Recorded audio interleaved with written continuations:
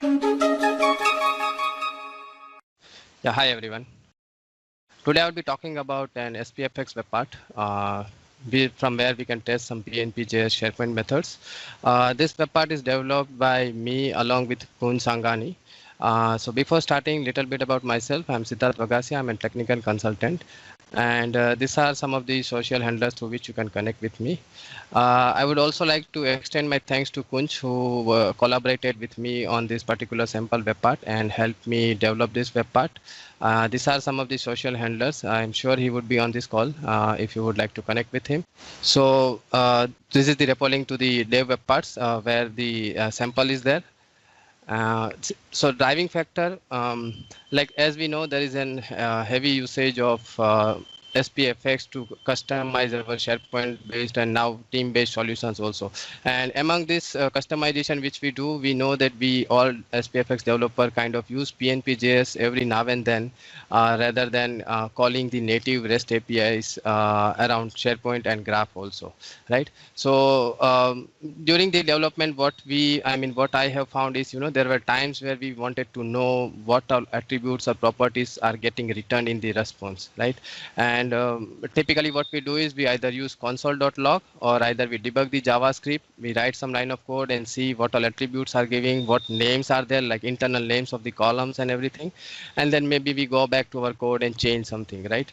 And so this was the one of the most driving factor, wherein I wanted to build something which from which I can quickly test the PnPjs method and see what output or what response it is giving us, right? So there are other tools also which are available, which I have found when I posted something on the Twitter regarding this web part, which help us doing so. But this comes in handy at times, and I personally do use this to test the PnPjs methods. Coming to the summary, so this is basically an utility web part, right? So this is not something which we would be using for the end user or which we would be giving to the end user, right? And it allows us to test the PnPjs methods, and the response which we get will be displayed in a beautiful JSON viewer format. And by default, this web part would run in the context of the current site collection, but we do have option wherein we can specify if we wanted to run the PnPjs method in a different site collection context or a different sub-site context, right? It also has support for get and post methods, and there are some of the examples which we have kept in the web parts itself so that we get used to on how to use this web part, right? One thing I wanted to note here is that as of now, this web part only supports or maybe we have tested only with the SharePoint method. So it means that only the PnPjs methods from the SharePoint package can be tested here, but we are planning to extend it to the Graph and the other packages also, right? So coming to the demo, so this is my demo. Workbench where I have run this demo, and this is how the UI looks like. Ideally, I started with a different look and feel, and then I went back to Twitter for a feedback. And thanks to Alex, he pointed out that it might be really helpful if we develop the user interface which looks like the Graph API Explorer. And that's when Kunj came and extended his help and converted this kind of web part into the new user interface, right? So now this is the web part, okay, and there is a option to either select the get and post method, okay, and this is the text box where we can put the command. And now, like typically, let me go back, and what we do is if we wanted to try some of the PnPjs code, right, we use the PnPjs documentation. And like for example, if I wanted to see, I wanted to get the title of the current web which I'm running. So what we do, we write this similar kind of code. But if I wanted to know what is the title, or if I wanted to know what response it is going to give me in which format, what I can do is I can go and copy paste things here, and I can just run the query, and it will give me the output of the JSON, and that output would be displayed in the JSON viewer here, right? So similar way, the other examples which I can think of would be typically to get the maybe current user data. So if you click on the samples, there is some of the samples which we have included, which we can directly use by just customizing some of the columns or the list name on which we wanted to run. So like for example, if I wanted to test this particular method to get the current user using PnPjs method, If I run the query, it will give me the response which I'll return. And in fact, there we can see, what all attributes or what all properties are being written by this particular method. Similar way, just another example, like getting the item from the SharePoint list. Okay, so this is most typical use case we use during this. So I do have a list which is created. So I'll just modify the list name in the command. And if I put a run query on it, what I get is I get the output and it is getting displayed. So basically the output is from this particular list which has 2 items, and whatever response we are getting, that is getting displayed here.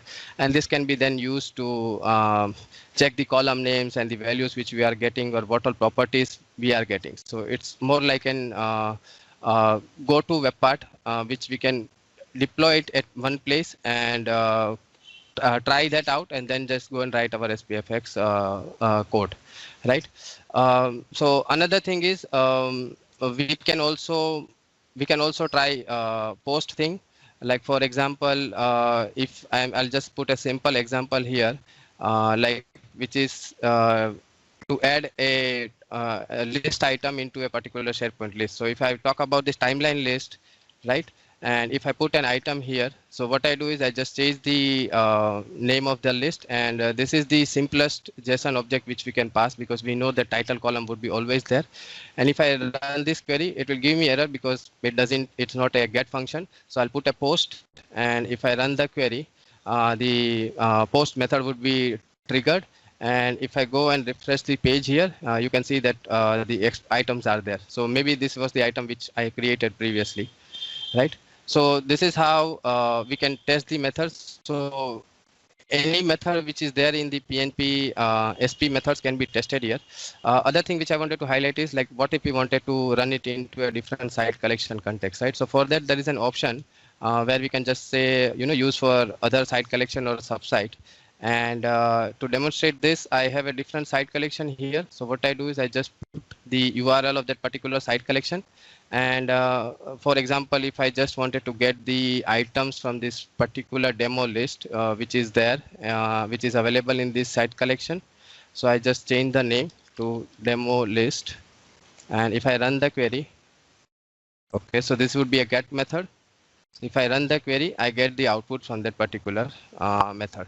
And there are other options like if I wanted to show the data types or not. If I say yes, it will tell us, what kind of data type it is giving. I can also select the count. So basically, these are the 25 items are basically the property count for each object which we have. There are total 5 items there. I can also enable clipboard, wherein we can just copy the output of that particular attributes or property which we have, and there is an option to expand and collapse everything. So this is about the demo, and just to get used to this web part, okay, I have just all provided the link to PnPjs so that it takes us to the whatever methods which are supported into PnPjs here.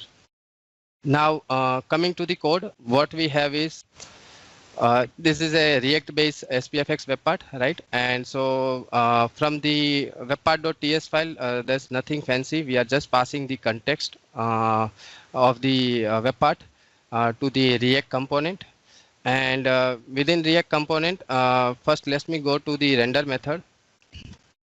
So we are using Office UI Fabric to build the user interface which we have, like the drop down and text field and checkboxes and everything. So this is pretty much what we generally use to develop a SPFx web part. So I won't go into detail of this.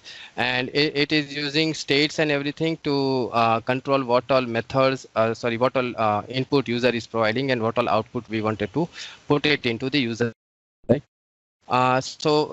Then another thing is the main method is the execute command, right? So this is the method which gets called when we click on the run query button, right? And the first thing we do is we set the PnP method. So within the set PnP method, what we have is if the option is selected for other site collection URL, right? So we all know that with PnPjs, what we can do is we can set up the PnP either to a particular SharePoint site or a subsite, or we can directly put the we can directly provide the context which we have from the web part, right? So this is just basically to set up the PnPjs. So if the other site is selected, it will go and put the site context to that particular site URL using the base URL property. And if not, it will run in the current context site where the web part has been deployed or where it is running. Then other thing is this is just to clear the state objects, okay? And to display the JSON which we get, I'm using an npm package React JSON view, which requires just an JSON object as an input, and it will automatically take care of displaying it in the expand collapse way, which we have seen already. So these are some of the cleanup strings which I need to do, is because thing is what happens is there are some methods where we wanted to use get, where we don't wanted to put get and everything. So to make it consistent and everything, I typically tested some of the methods and try to find out what all commands are available in the PnPjs documentation, and then used the custom logic to replace the string which is provided by the user, and then to control while running this particular command. Okay. Now, interesting thing here is in how do I run this command dynamically, right? So I'm not sure, but there is, I mean, who all know, but there is a command JavaScript method which says eval, which basically allows us to evaluate a JavaScript code and execute it. So this is interesting, and this is how I am running the PnPjs method dynamically onto that particular web part, right? So once I have the command, I'm just building a dynamic JavaScript code using try-catch method, wherein typically if you see this will turns out to be, try sp.web, and then we are using then method, which is basically the promise. And once we get the promise, we get the result, and once we get the result, what we do is we put the result into the JSON response object, which is basically a state object, which takes care of rendering into that view format. And if there are some errors, also we are using that particular JSON response and putting it in as an error response. So if suppose there is an error, it will still go and display the error saying that maybe the column doesn't exist, maybe the list doesn't exist. That would be displayed in the JSON, so we know that we are making some mistake while testing the command code, right? So this is important method, and this is the smallest function which you are using. So idea behind this web part is the magic happens here, so like dynamically executing the PnP command which user is inputting.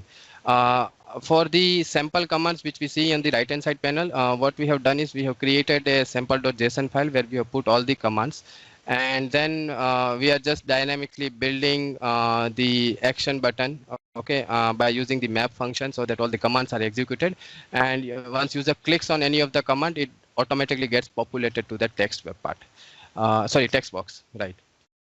So this is about the code, and another thing I wanted to highlight here is that we are using a older PnP version, which is 2.0.5, but this can be easily upgraded.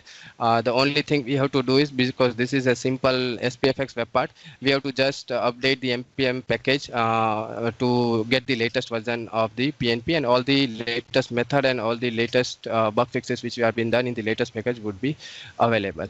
So this is about it. This is about the web part, and if any questions or anything, I would be looking at the chat window, and I'm sure Kunj might be already helping that. So that's it from my side. Thank you again for providing this opportunity to demonstrate this web part into this community call. That was a great demo. That was really, really cool.